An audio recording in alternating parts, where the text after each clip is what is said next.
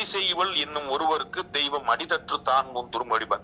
மக்களுக்கு நல்லது செய்வதற்காக ஒருத்தன் கிளம்பினா அவனுக்கு நான் நல்லது செய்வேன்னு கடவுள் தெய்வம் மடி தட்டி மடியை தட்டி வந்துட்டேன்டா உனக்கு ஹெல்ப் பண்ண அப்படின்னு சொல்லிட்டு நிக்குமா.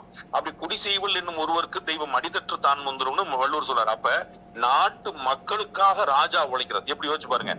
யதா ராஜா ததா பிரஜா அப்படிம்பாங்க. ராஜா எப்படியோ அப்படி மன்னர் எவ்வளி மக்கள் அவ்வளிம்பாங்க.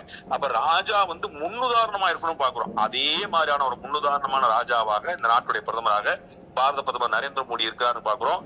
தமிழ்நாட்டுக்கு வரும்போது வேறு யாரையும் விட ஒரு அருமையான வேஷ்டி, அருமையான துண்டு, வெள்ளை சட்டை, பச்சை தமிழத்தோட நம்ம அப்படிப்பட்ட ஒரு தோற்றம் பார்க்க முடியாது. இந்த மண்ணின் கலாச்சாரத்தை பண்பாட்டை மதிக்கக்கூடியதாக அவர் இந்த விமானத்திலிருந்து இறங்கக்கூடிய காட்சி, சுத்தி AK-47 உள்ளிட்ட AK-56 உள்ளிட்ட அதிநவீன ஆயுதங்கள் சூழ ஒரு வேட்டி கட்டி ஒரு பிரதமர் வரும்போது அது பார்க்கறதுக்கு உண்மையிலேயே ஒரு உணர்ச்சி பூர்வமான கண்கொள்ளா காட்சியா இருக்கிற பாக்குறோம். அதே போல நீங்க ஏற்கனவே குறிப்பிட்ட ஸ்ரீரங்கத்துல போயிட்டு கம்பராமாயணத்தை கேட்டார். உங்களுக்கு ஸ்ரீரங்கம் கோயில்ல தான் தாயார் சன்னதிக்கு முன்னாடிதான் கம்பராமாயணம் அரங்கேற்றப்பட்ட இடம்.